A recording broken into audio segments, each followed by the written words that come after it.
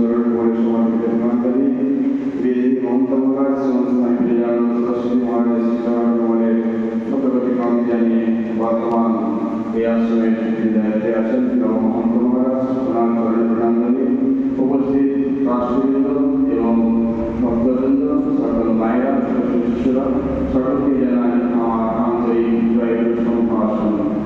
জয় গুরু জয় গুরু জয় গুরু।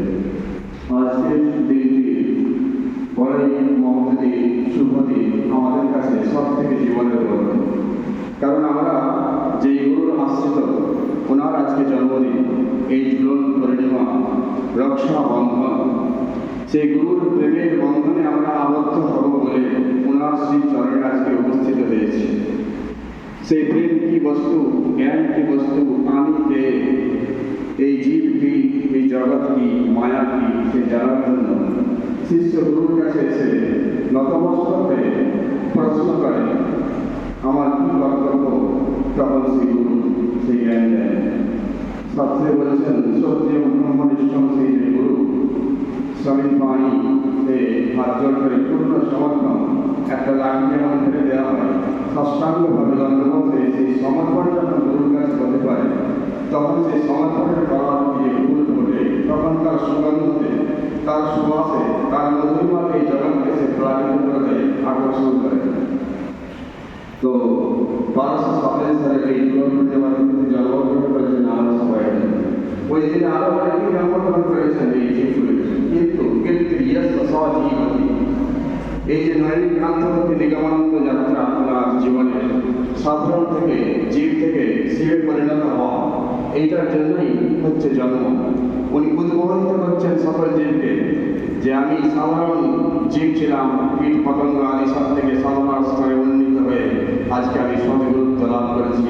তোমরাও পারবে এক নিগমানন্দ স্তরে শত শত নিগমানন্দ হতে পারে।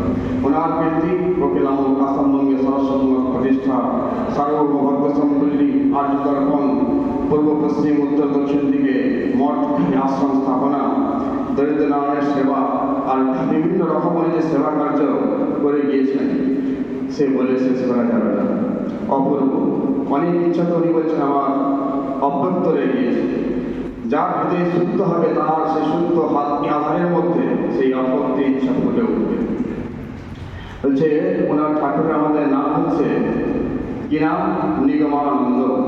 বেদ যে আমাদের সনাতন ধর্মের ধর্মগ্রন্থ, সেই বেদকে বলা হয় নিগম।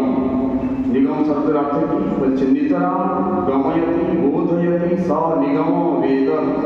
যিনি নিরন্তর সেই বৈদিক জ্ঞানের দিকে তার স্রোতে ভাসিয়ে গিয়ে তাকে প্রতিষ্ঠিত করে দেন, গমন করান, দিয়ে স্বমহিমায় স্বসিংহাসনে প্রতিষ্ঠিত হয়ে যান। তত্ত্বমসি যে বেদের বাক্য, অহম ব্রহ্মাস্মি বোধে বোধিত হয়ে যান, আমি সব কিছু। সদ্গুরুর কাজ হচ্ছে সেটাই। যেমন একটা বোলকার মতো রাখা হয় ভৃঙ্গি কীট, তিনি কী করেন? সে ভৃঙ্গি কীট সে অন্য পোকাকে ধরে নিয়ে আসে, নিয়ে এসে তাকে চোঁচ মারতে থাকে, মাটি দিয়ে বন্ধ করে দেয়, আওয়াজ করতে থাকে। সেই পোকাকে চিন্তন করতে করতে সে একদিন সেই ভৃঙ্গি কীটে পরিণত হয়। সদ্গুরু তদ্রূপ আমাদের জীবনের ধারাকে ওনার ধারার সাথে মিলিয়ে নিয়ে আমাদের জীবন পরিবর্তন করার জন্য সদ্গুরু মহারাজ কী করেছেন? এই সংঘ এবং সম্মেলনী বিভিন্ন রকমের ব্যবস্থা করেছেন, অতি সহজ ব্যবস্থা করেছেন, যাতে যেমন কোনো কোম্পানি কোনো বস্তু কম রেটের মধ্যে যদি দিতে পারে সেটাকে মানুষ নেয়, সেরকম সদ্গুরু কী করেন?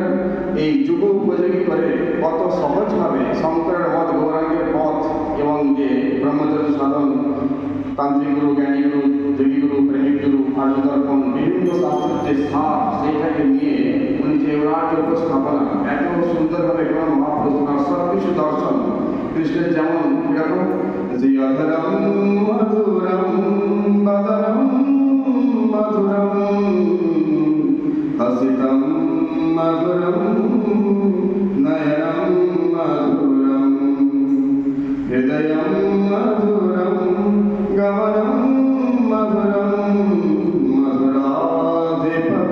মধুরাধিপতেরখিলম মধুরম।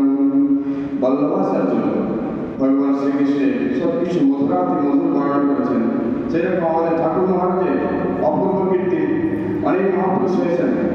প্রত্যেকটি কর্ম, ওনার সব কিছু দর্শন, সব কিছু মধুরাতি মধুর। সেই রকম সেই ঠাকুর মহারাজের যে ধারাতে আমরা উপস্থিত হতে পেরেছি, সেই সংস্থাতে আমরা যে উপস্থিত হয়ে তার দীক্ষিত সন্তান হতে পেরেছি, আজকের দিনে উপস্থিত হয়ে কেউ দীক্ষা নিয়েছেন, বহু অনেক আমাদের ভাগ্য। এবং এখানে বর্তমান মহারাজের মুখে আপনারা শুনবেন, আমাদের টাইম বেশি নেই, সেই জন্য এই সংক্ষিপ্ত বক্তব্য এখানে উপসংহার করলাম। শ্রী ঠাকুর মহারাজের চরণে শতকোটি প্রণাম। সকলকে উনি আশীর্বাদ করছেন, আমাদের যে অহংকার বিচূর্ণ হয়ে যায়, ওনার চরণে আমাদের সমর্পণের ভাব আছে। জয় গুরু, জয় গুরু, জয় গুরু।